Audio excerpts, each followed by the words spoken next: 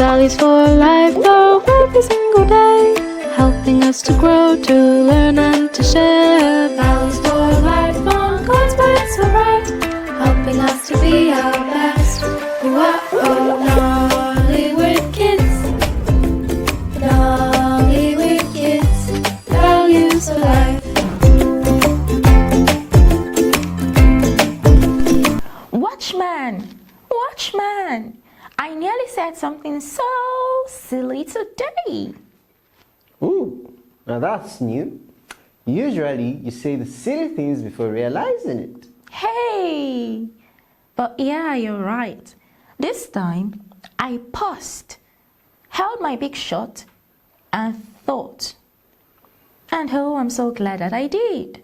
That's called discretion, Adefunke. It means knowing when to speak, what to say, and when silence is wiser than words or action. Exactly. I was about to go tell Oga Pigeon that he was waddling like an old umbrella, but then I remembered it was his birthday. Imagine ruining someone's special day because of a joke. Now that's wisdom. Not every truth needs to be spoken, especially when it may hurt others or make things worse. Ooh, so is there a Bible story where someone used discretion? Oh yes, a girl who became a queen, a wise and beautiful queen named Esther. She was kind, gentle, and very thoughtful. But Esther carried a big secret in her heart. She was Jewish, one of the people that lived quietly and peacefully in the kingdom of Persia. Her cousin Mordecai had told her to keep the secret safe until the right time. Now, the king of Persia, King Xerxes, didn't know Esther's secret. He loved her very much and trusted her deeply. But something terrible was happening in the palace. A powerful man named Haman, one of the king's top officials, was plotting something cruel. He was angry at Mordecai, Esther's cousin, because Mordecai refused to bow down to him. So Haman made a wicked plan. He convinced the king to sign a law that will allow all the Jewish people to be hurt and destroyed. Esther was afraid. Her people were in danger. Esther thought hard. She knew she had to speak to the king, but even as queen, she couldn't just walk into his throne room without being called. It was against the law. Anyone who did that could be punished, even put to death, unless the king held out his golden scepter to show he welcomed them. Esther didn't rush. She didn't shout. She didn't panic. She used discretion. Esther spent 3 whole days fasting and praying. She asked all her friends and the Jewish people to pray too. She wanted to make sure she chose the right time and the right way to talk to the king. Then, carefully dressed in her royal robes, Esther walked slowly to the king's throne room. Her heart beat fast, but she didn't tremble. She was calm and brave and wise. King Xerxes saw her and smiled. He reached out his golden scepter. "Queen Esther," he said kindly, "what do you want? I will give you anything, even half of my kingdom." Esther didn't say everything at once. She used discretion again. She simply asked the king and Haman to come to a special dinner she had prepared. At the dinner, the king asked her again what she wanted. Esther smiled and said, "Would you please come to another dinner tomorrow? Then I will tell you what is in my heart." Esther's quiet courage and patient planning amazed everyone. The next night, King Xerxes and Haman came to Esther's second dinner. Everything was perfectly prepared. Candies glowed, the food smelled delicious, but the most important thing was the moment Esther had been waiting for. The king leaned forward and said, "Now, Queen Esther, tell me, what is it that you wish?" Esther took a deep breath. Then with strength and grace, she revealed the truth. "My king, there is someone who wants to destroy me and my people," she said softly. We are in great danger. If it pleases you, save our lives. The king's eyes widened. Who would dare do such a thing, he demanded. Esther looked gently towards Haman. It is this wicked man, Haman. Haman's face turned pale. He had been caught in his evil plan. King Xerxes was furious. He stood up and left the room to think. Haman knew he was in trouble. He begged Queen Esther for mercy, but it was too late. When the king returned, he saw Haman pleading in fear. The king ordered that Haman face punishment for what he had done, and the Jewish people were saved. Esther didn't yell, she didn't demand, she planned carefully. She waited patiently, she spoke wisely. That is discretion, knowing when to speak and how to speak with wisdom and grace. Think before you speak. Words are powerful. Patience brings peace. Esther waited for the right moment. Be brave but be wise. Esther stood up for what was right in the wisest way. Kindness wins hearts. Even the king was moved by her gentle spirit. That's what discretion does.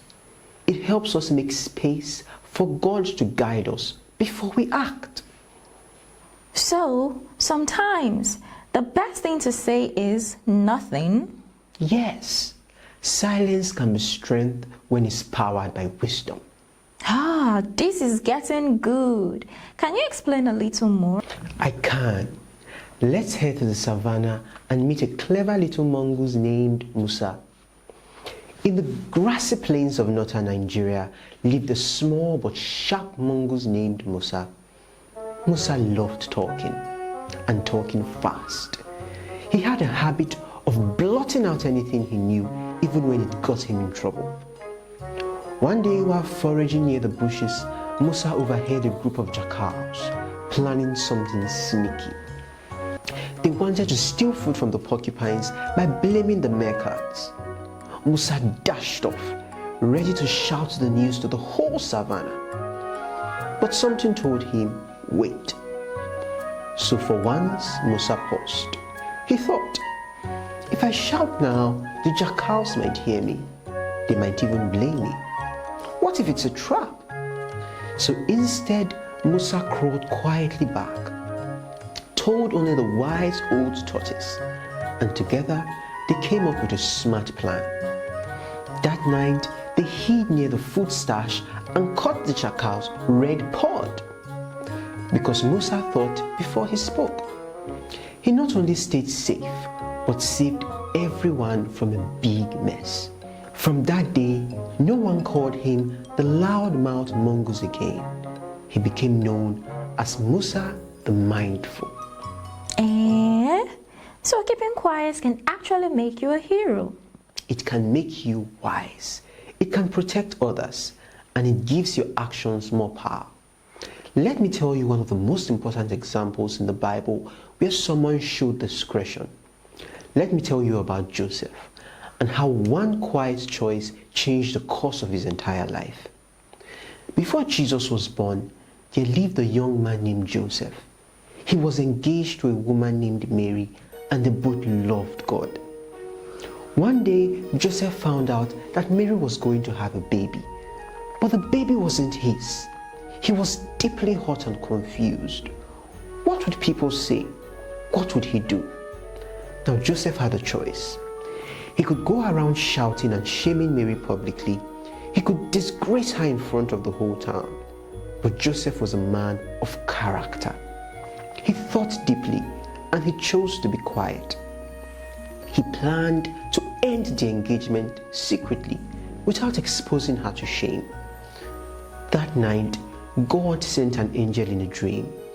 The angel told him that Mary's baby was from the Holy Spirit and would save the world.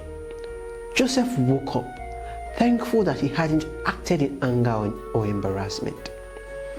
He took Mary as his wife, just as God asked. His discretion opened the door for his destiny. Wow. So if Joseph had shouted and scattered everything, he might have missed out on raising Jesus. From now on, I'll talk less and think more. Good plan. Ask yourself, will this help? Will it hurt? Is this the right time? Or maybe just ask, what would Jesus or Musa or Queen Esther do? Hi Naomi, I'm going to do something about Oga Tortoise today. I've made up my mind and there's no going back. I'm going to post this letter on the notice board for the whole neighborhood to see. Wait, what's the letter about? It's a rant about Oga Tortoise and how he always eats the last mango and leaves the peel like a trophy. I'm done being silent. That sounds like anger trying to wear the clothes of justice. You could just talk to him calmly. But I feel like doing something big, something loud. And what would the consequences be? Maybe he'll be embarrassed. Or hurt. Or he'll never share mangoes again. Let me tell you about someone in the Bible who was about to take action in anger, but paused to think through the consequences. It was the night Jesus was arrested. Soldiers came with torches and swords to the garden where he prayed. Peter, one of Jesus' closest friends, was furious. Without thinking, he grabbed the sword and cut off the ear of one of the high priest's servants. In that moment, Peter thought he was helping, but his actions could have started a violent fight and gotten them all arrested and jailed. But Jesus said, "Put your sword away." He reached out and healed the man's ear. Peter acted on impulse. Jesus, full of wisdom, responded with peace. Peter's action had a consequence, but Jesus, in his mercy, cleaned up the mess. So Peter didn't think it through, he just slashed? Yes. And if Jesus hadn't stepped in, that moment might have destroyed everything. So sometimes we need to pause and ask, where would this lead? Exactly. Even good intentions can have bad consequences when there is no discretion. Let's visit Biba this time. In the middle of a dry season, a clever baboon named Biba decided to store bananas on the ground. She buried bunches and left marks so she wouldn't forget. But one afternoon, she spotted a young monkey named Ziki dancing near her secret spot. In a flash of anger, Biba threw rocks and accused Ziki of stealing her fruit right in front of the whole troop. Ziki was stunned. He hadn't even known there were bananas there. Later that evening, the wind uncovered one of Biba's hiding places, and the bananas were all rotten. She had forgotten to dig them out in time. Now the whole troop whispered about Biba, not because of the bananas, but because of how she treated Ziki. All because she acted without thinking through the consequences. Oh no, rotten bananas and a rotten reputation. That's why we must always think, what will this cost later?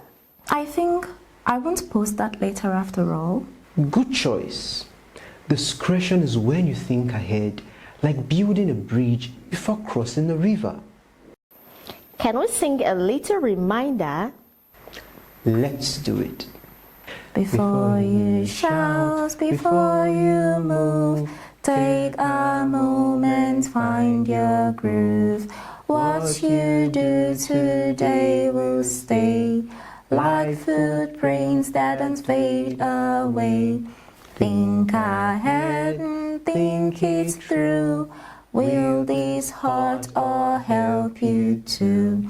Discretion's wise like morning dew, soft and clear in all you do. Discretion's wise like morning dew, soft and clear in all you do.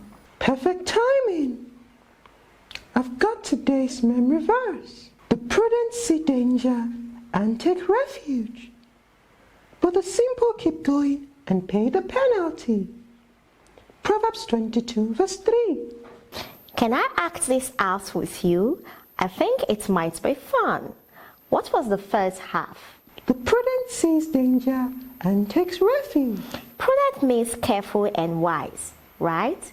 So if I'm walking and there is smoke, I'll get low and turn around and take refuge until it has cleared. What is the next part? But the simple keep going and pay the penalty. You played that part as the simple mouse. You walk in the smoke and just keep going and end up fainting. That's it. The prudent see danger and take refuge. That's me. But the simple keep going and pay the penalty. That is you. Proverbs 22 verse 3. I think I have it now. Is this how to show discretion, you mean? Exactly. Like thinking twice and acting once. Oh, I'm going to go apologize to Ogre Tortoise and maybe bring him a mango. Now that is fruit powered by wisdom. Watchman, this is the 5th time that snail next door has said excuse me with an attitude. The way he drags it out, excuse me, it sounds more like an insult than a request. And how did you respond?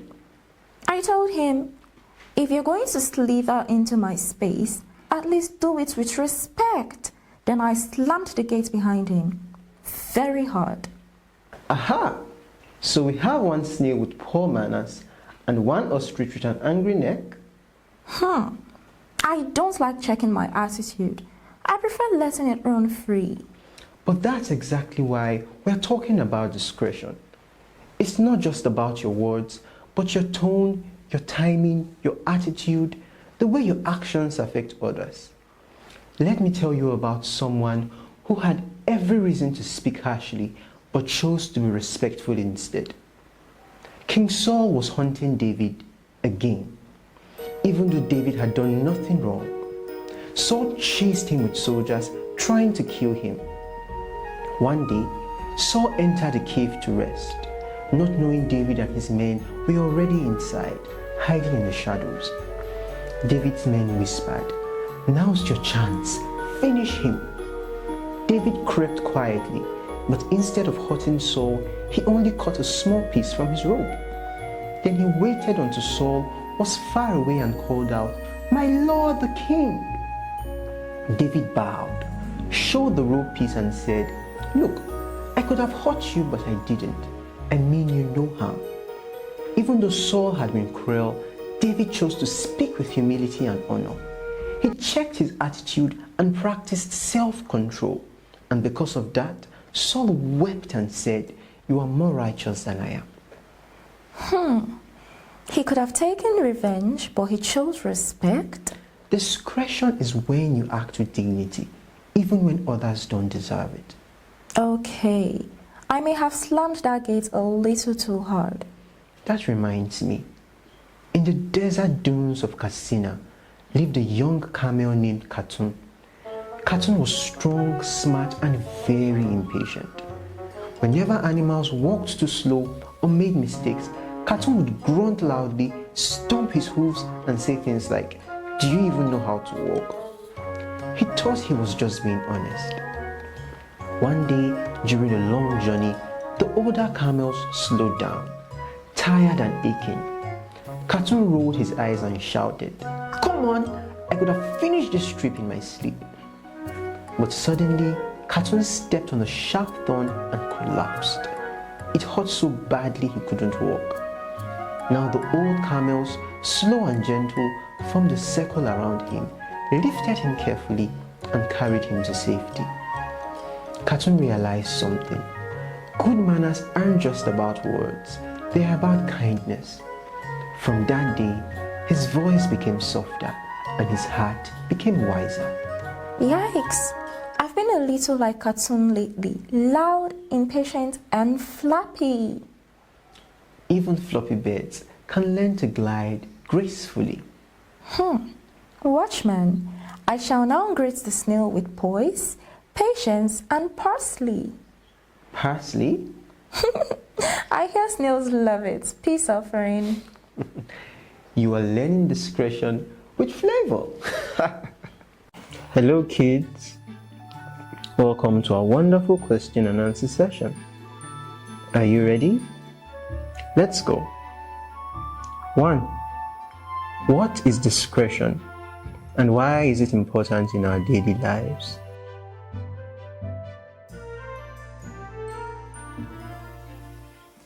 Discretion is the ability to think carefully before speaking or acting. It helps us avoid unnecessary trouble and shows wisdom in how we handle people and situations. 2. What does the story of Queen Esther teach us about discretion?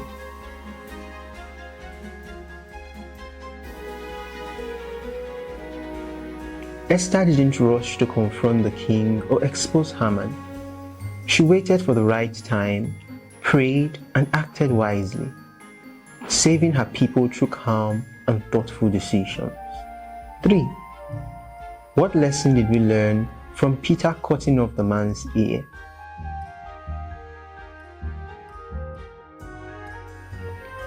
Acting in anger can cause harm and make situations worse. We must pause and think before reacting, especially when emotions are high. 4. What did Jesus do after Peter acted without thinking?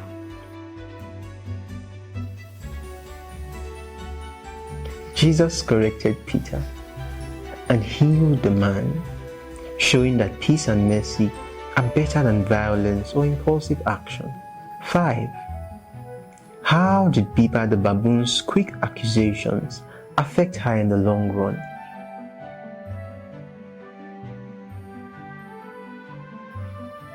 She embarrassed someone publicly without proof and ended up damaging her own reputation when she was wrong. 6. Why is our attitude just as important as our words and actions? A bad attitude can spoil even good intentions. Speaking kindly and treating others with respect shows maturity and good character. 7. How did David show good manners and self-control when he met Saul in the cave?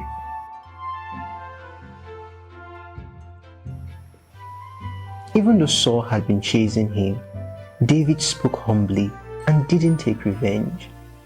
He used discretion to honor God and protect his future. 8. What changed Cartoon the camel's behavior and what did he learn? After getting injured and needing help from those he once insulted, Cartoon realized that impatience and rudeness are harmful. He learned to treat others kindly and speak with care. 9. What can happen if we don't think before we speak or act?